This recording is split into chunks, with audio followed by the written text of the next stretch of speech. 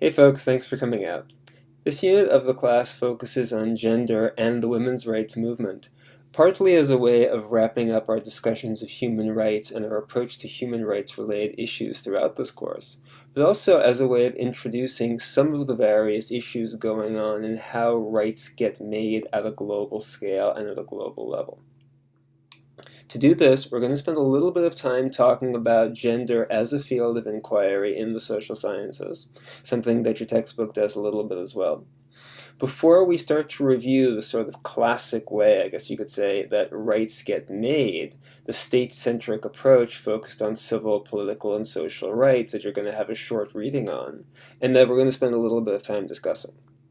And then our case study material is going to focus on more recent efforts at securing rights for women, but also at securing rights for sexual and gender minorities, and a whole series of other rights-based approaches that tend to function more and more at a global scale and at a global, as global issues. So to do this, we'll start off with the first part, review gender as a field of inquiry in the social sciences, and move on from there. So, for a long time, gender was seen as marginal to the social sciences and to globalization for a whole series of different reasons, pardon me. Over the last 20 to 30 years, though, this has changed due to a series of interlocking factors. One is increasing consciousness about the way nationness, gender, and identity are portrayed. The various ways in which the concept of motherland and fatherland, the various ways in which men's and women's identities and agencies are represented within the national body as a whole, then can be used, of course, for various political and social and cultural ends. If you look at the images on the right of the slide, the first one is a collage of different images from the Algerian Revolutionary War in the 1950s and early 60s. The second one, of course, is a poster calling women to vote during the Irish Revolution. And both of these are examples in which images of women, women's agency, were used very actively within the context of revolutionary wars and revolutionary struggles. We're going to get back to that a little bit. Secondly, consciousness about the way in which political economic life is reproduced through what's called the sexual division of labor, a term your textbook talks about as well.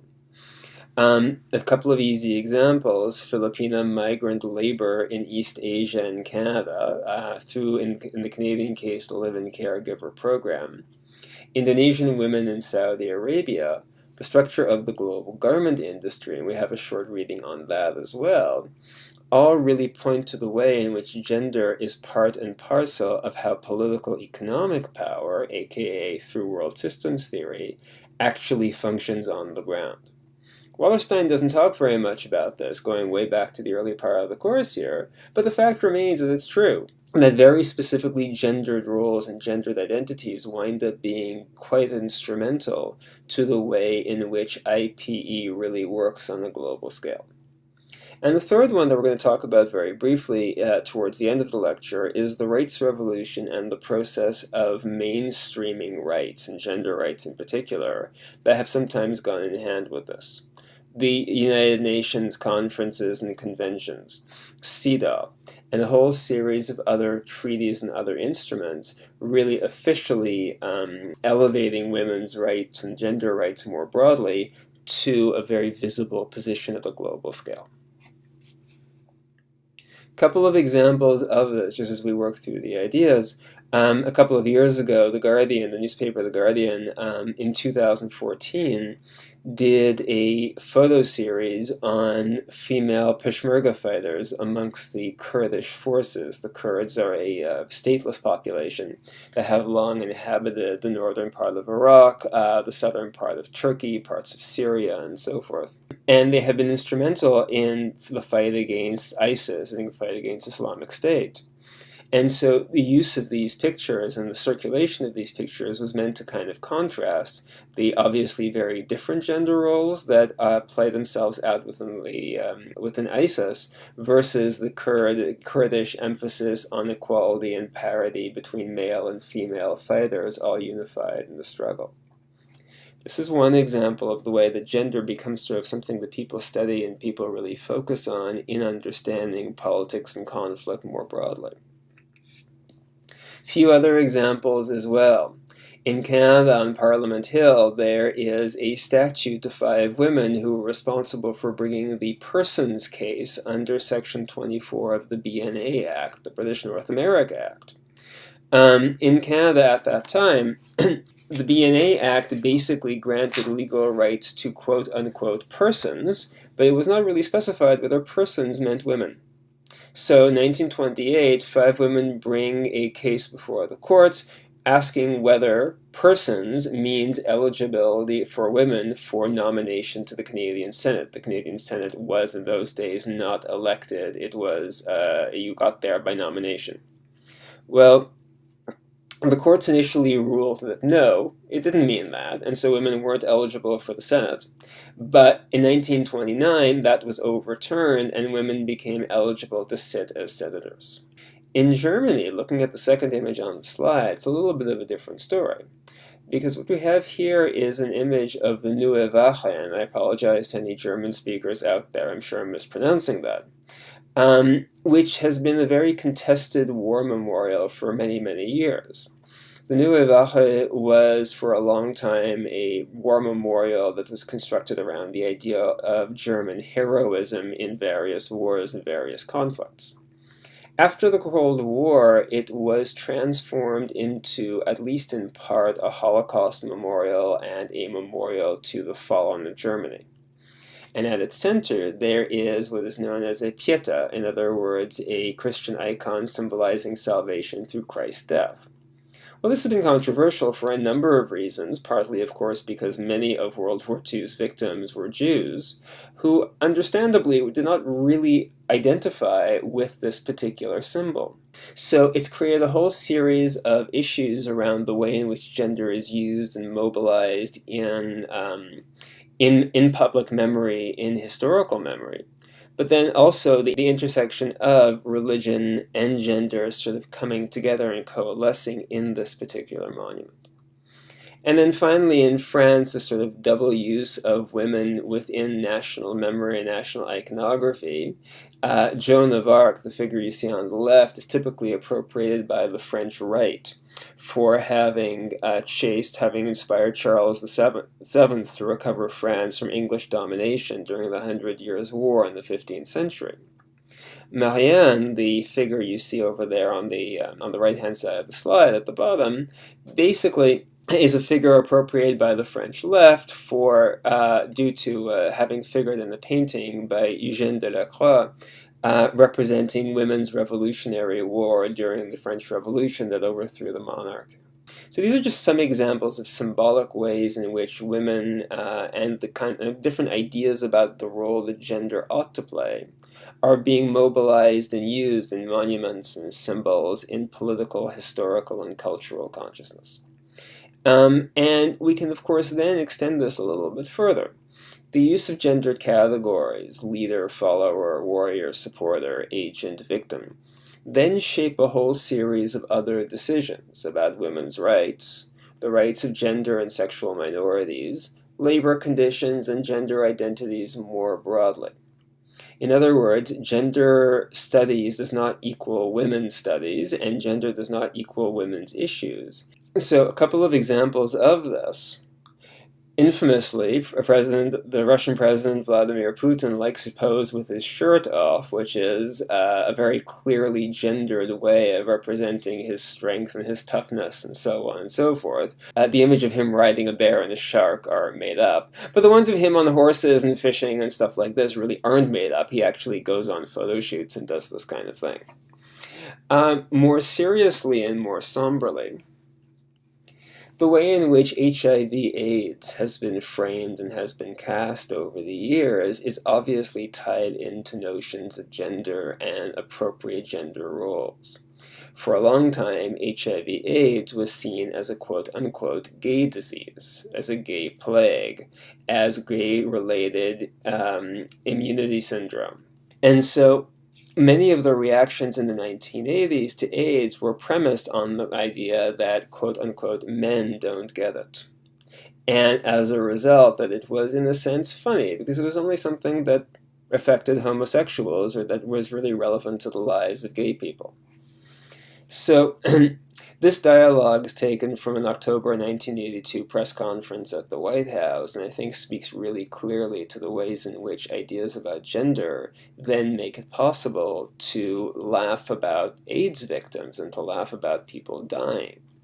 And that has to be buttressed, in a sense, with President Reagan's image as this tough kind of cowboy in this very distinctively gendered way, that then, in turn, helps make it possible to talk about gays and lesbians in these very distinctive kinds of ways. The image in the back of the slide, by the way, is the AIDS quilt that was laid out some years ago in Washington, D.C., memorializing people who have died of HIV/AIDS.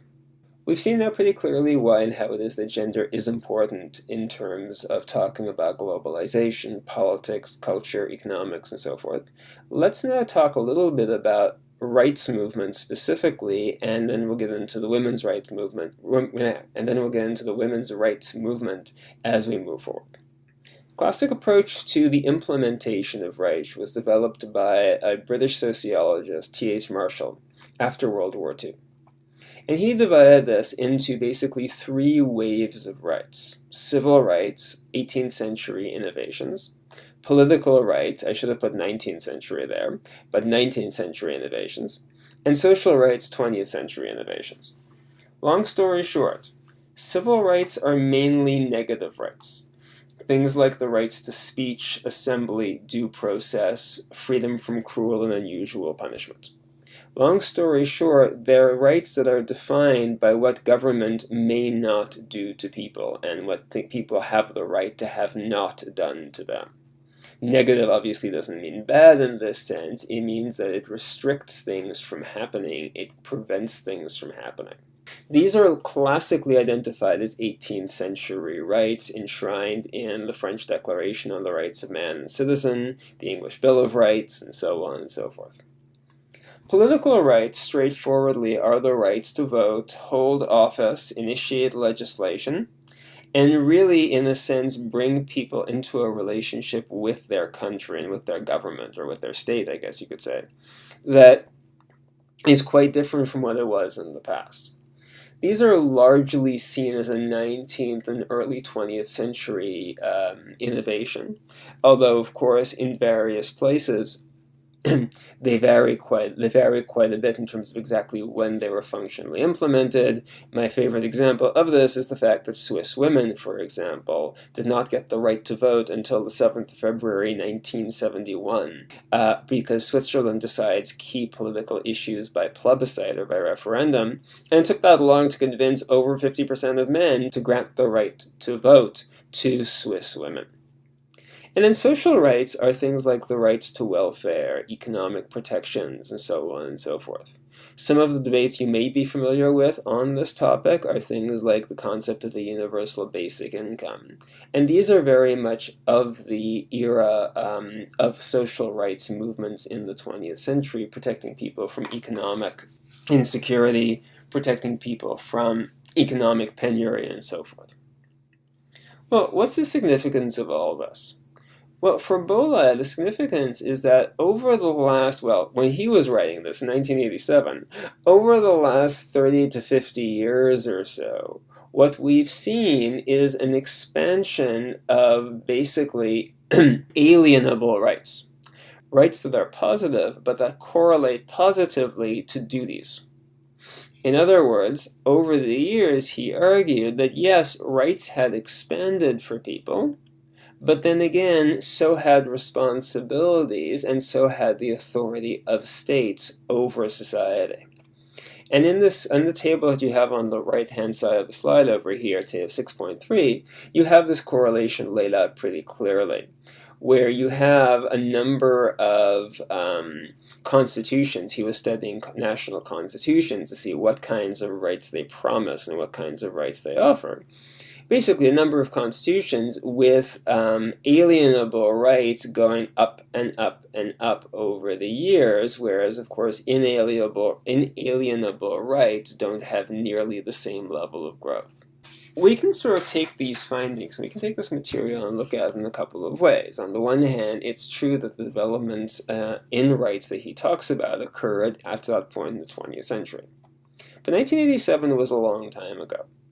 And so one of the things I think we can ask ourselves quite usefully is, okay, well, what's gone on since then? And what I'm going to argue is that one of the criticisms we can make of Bolyai's approach is that he was focused on the state that both, in a sense, giveth and taketh away rights. In other words, the state and only the state was the fountain for actually making rights happen. Since the 1980s, though, we've seen far more rights movements and rights-based movements at a global scale. And one of the things I'm going to argue is that what that has done is created a global culture of rights, not in the sense that everybody agrees or respects them equally, because we sure know that's not the case, but in the sense that there is now a global language, there is now a way of mobilizing people around human rights issues that everybody understands and references, even if they don't necessarily agree with all of it. And I think the women's rights movement is a really great example of this, because it's precisely this way of thinking about gender and identity and politics and autonomy and agency and all of these different issues that really starts to shift and change, in no small measure because of work at a global scale, and in no small measure because of the context of globalization that we've been exploring throughout this course. As we studied earlier on in the course, the UDHR, the Universal Declaration of Human Rights, is the centerpiece of the global human rights regime of what we called the International Bill of Human Rights in an earlier reading and in earlier materials that we studied. Basically, it defines human rights as universal and inalienable. We've talked about this before. But for a long time, the Universal Declaration of Human Rights was basically subsumed to the prerogatives of national governments and nation states. So Jack Donnelly has this quotation in the chapter I gave you to read a couple of weeks back. We have really a system of national implementation of human rights norms with modest international oversights. And a whole series of rights issues for a long time used to be kind of waved off on the grounds that these were quote-unquote domestic problems for countries to deal with. Well, in recent years, the rise of new social movements and the role of non-governmental organizations have begun to challenge this. New social movements are the social movements that focus on very specific issues and mobilize people around specific issues. Things like the effort to ban landmines in the 1990s, social movements around the end of the use of torture. These are so-called new social movements. In other words, they're not broadly focused on the environment or on human rights in general. They're focused on mobilizing campaigns for very, very specific issues to try to end a particular practice, enact a particular piece of legislation, and so forth. NGOs, non-governmental organizations, have been central in articulating these new social movements, precisely because they have the freedom to define and redefine themselves around a specific issue like this. So what we've seen over the years is sort of this shift, slowly a shift away from rights within states, you have it on the top left of the slide, using human rights and using human rights treaties and instruments to start to articulate a global culture of rights, where human rights become cultural norms embedded within claims about how globalization ought to be and how globalization ought to work. This doesn't mean it works every time, of course, but increasingly we've seen this, and women's rights, LGBTQ rights, and a whole series of other campaigns really work, in a sense, as much as anything else, at the level of culture, mobilizing the tools of globalization, partly through social media, but partly through shared norms and understandings about how rights ought to function at a global scale. So we can schematize this a little bit further with this concept of world culture or geoculture that I have on this little schematic diagram, where of course the nation-state system is still relevant to this. And the articles I gave you, it's not like they stopped talking about states or countries anymore. But at the same time, the role of organizations and associations becomes key, mobilizing identities and forms of citizenship in new and creative ways. Taken together, what you wind up with is an emerging global culture, what I would call an emerging geoculture, with human rights at its center. And you can think about this not simply in terms of the material we have for this week, but you can also think about this in terms of our work on migrants and migration rights. The way in which NGOs have been involved in the rescue of Syrian migrants, the way in which media campaigns have focused on the exodus of 4 million people from Syria, really highlights some of the different ways in which rights are not simply things that are written on a piece of paper and enshrined into law. They're actualized through a kind of emerging world culture that people are then willing to use and act on to pursue their own ends. And there are a bunch of different examples of a number of different examples of this. For example, the uproar that met the restrictions on gay rights in Russia prior to the 2014 Winter Olympic Games in Sochi. Criminal justice reform and the way that the rights of people who are incarcerated has become a global issue in the United States and elsewhere. Amnesty International has many times condemned prison conditions in so-called first world countries, arguing that they are not conform to human rights standards. And of course, one of the case studies we have for this week's reading, the use of FGM in many countries, in a certain number of countries in Africa, and the effort to end FGM as a global media campaign, headlined in this context by the Guardian newspaper. Well, women's rights follow some of these same logics and some of the same issues. And the readings talk a little bit about efforts to get women's rights taken seriously at the League of Nations. First and second wave feminism. First wave feminism classically focusing on formal state-level rights, the right to vote, the right to own property. Second wave feminism focusing more on forms of social inclusion and women's de facto everyday rights in public. And then the slow development of women's rights as a global issue through the UN, the Mexico City Conference, the idea of women in development, and all of these are discussed in some of the case study readings I gave you guys to have a look at. And then the way in which women's rights really take off through a couple of different venues. On the one hand, the role of NGOs and INGOs, UNICEF, International Planned Parenthood, and so forth. On the other hand, the use of instruments like CEDAW, the Convention for the Elimination of Discrimination Against Women, to focus and lobby against different kinds of human rights abuses and to call attention to them. So tactics like naming and shaming, calling out countries, but also calling out companies that are not engaging in practices that are not respectful of women's rights. Lobbying national governments, but also pushing those national governments to develop sanctions that in turn would target human rights and women's rights abusers, particularly in this case. And of course, the ever-present social media campaigns and the use of Facebook, Twitter, and a whole host of other platforms, basically in order to mobilize a group of people who identify culturally with a particular human rights issue. The readings that you have in this unit of the class all tap into different sides of women's rights and of gender within the context of rights overall, and should give you a good grounding in terms of how some of these different rights movements have taken shape and taken place over the years.